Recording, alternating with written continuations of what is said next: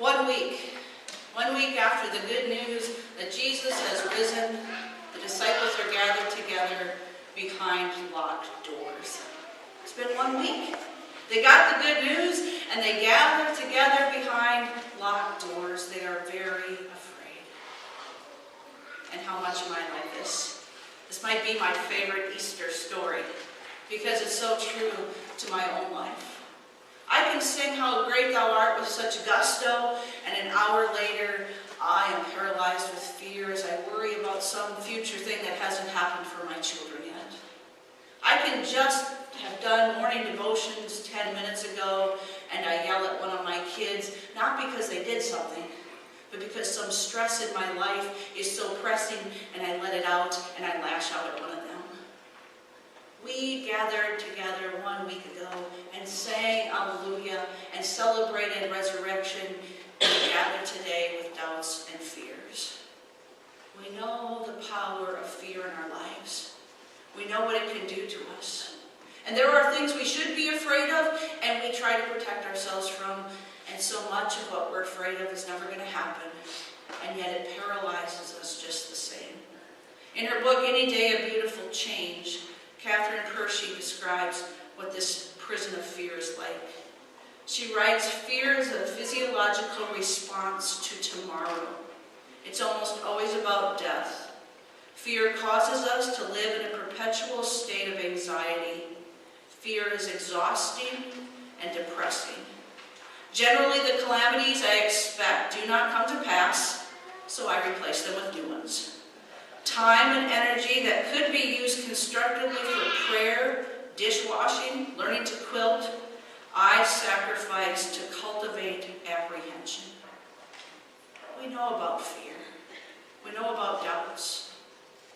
What I think is the good news in this story is notice where they are. Not the locked room, but they are gathered together. I know if I live inside my head all day, I become more fearful. If I gather with 1 or 2 or 70 more people, suddenly I can share that with others. I think the good news is that they gathered together even though they were afraid, even though they weren't sure about what tomorrow would bring, even though they didn't know how to live as resurrected people. They were resurrection people and they weren't given a manual. So they gathered together. And in that locked room, Jesus comes and says, "Peace be with you." Not because they got it right, not because they had such great faith, not because they gathered without any doubts, but as they were together, Jesus comes into that place of fear and proclaims peace. So often when we hear peace, we think of something really quiet. I think of the nighttime when everyone has their homework done, when no one has one more request of me, when even our 2-year-old dog is settled down and it is quiet. But that is not the biblical understanding of peace. Peace is from shalom, which means wholeness, which means living well, and it means it for every person. So even if I'm living well and my neighbor is not, there is still not peace. So when Jesus comes into this room and says, "Peace be with you," he's talking about living well. He's talking about something beyond what we know or what we can trust. Because we are people who tend to fear and doubt and worry, and Jesus comes in with this gift. Peace be with you. They did not try to obtain peace. They weren't there together and say, "Let's look for peace. Let's try to find the 7 steps to receive inner peace." They were gathered in fear. They weren't trying to control it, manipulate it, or obtain it. It came as a free gift. Not because they got it right, but because they were gathered together and they are human, and humans need someone to come into those dark spaces and proclaim a word of peace. A pure gift. What we understand in this gospel is that resurrection is about relationship. Not right belief, but relationship. A Jesus who comes into that space and says this relationship matters. He does it by breathing on them this gift of the Holy Spirit. He enters into their fear and offers what the Son of God can offer. And what we find in those places is life starts again. In those places where we thought, this is it, I'm not a believer, I don't have faith, I failed God again, we get to start over.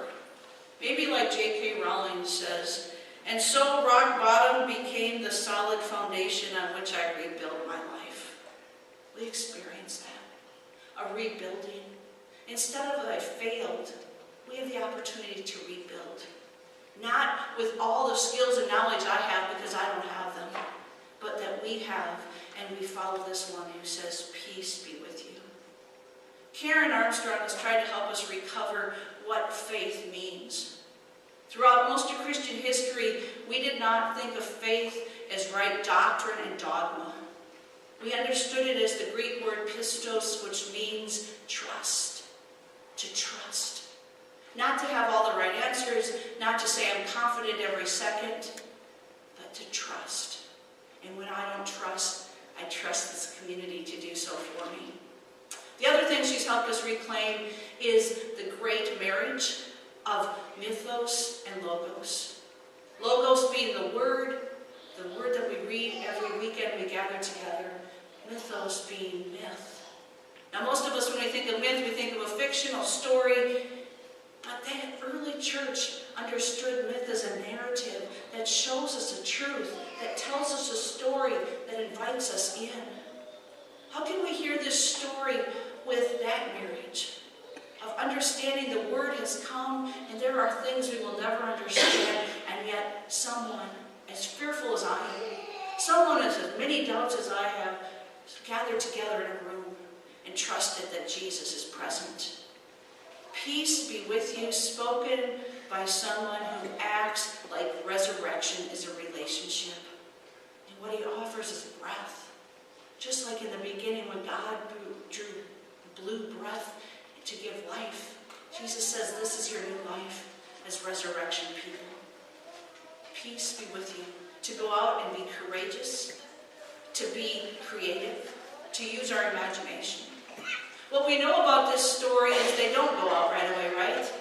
Because at the end of the story, it's week 2, and they're still behind locked doors, and now Thomas is with them. And I do not believe this is a doubting Thomas text.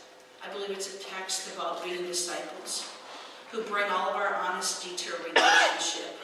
An authentic relationship with Jesus that says, I doubt it. And unless I see. How many of us have done that in our faith? Unless this one is healed. Unless my life changes drastically. Unless fill in the blank in your own life. And to that, Jesus comes and speaks the same word to Thomas. Not shame, but rather peace be with you.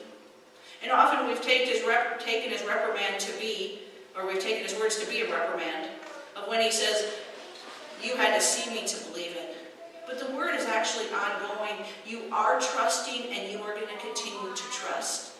That's what faith is continuing to trust. Peace be with you, he says. Now when we think of peace, we think of maybe that peaceful, still waters. There was a king who offered a prize for whoever could draw the best scene of peace. There were hundreds of entries, and the top 2 finalists were one that we picture. This perfectly crystal clear, looked like glass lake, with a gorgeous mountain behind it, blue sky, fluffy clouds. You know, one of those pictures where the reflection you can't tell from reality because it's that perfect. The other top pick of the king was also a mountain, but it was very, very rugged, not very beautiful. It was a dark sky, there was lightning. There was nothing beautiful about the picture. But then the king noticed out of a crack in the mountain a bush was growing. And in that bush was a nest, and on that nest was a mother bird. That's the one he chose. His response in choosing it was, peace does not mean to be in a place where there is no noise, trouble, or hard work. Peace means to be in the midst of all those things and still be calm in your heart. That is the true meaning of peace.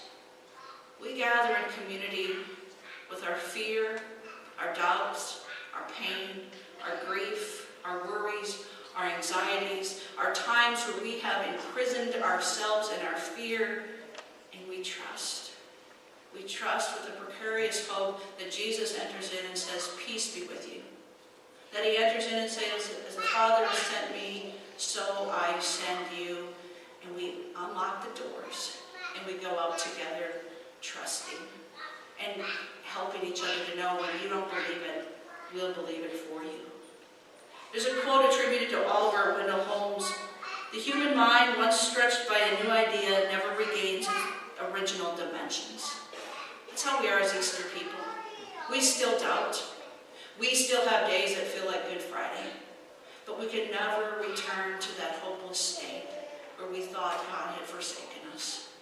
And so we trust in our gathering that Jesus is present. And we trust his words when he says, "Peace I leave with you, my peace I give to you, not as the world gives. Do not let your hearts be troubled, and do not be afraid." Amen. Let us pray. Gracious God, we give you thanks that you love us, that you come to us, and that doubt and fear and anxiety do not turn you away, but rather draw you into the places we thought we had locked so tightly. We ask that you give us courage, peace, and hope. We pray this in Jesus' holy name.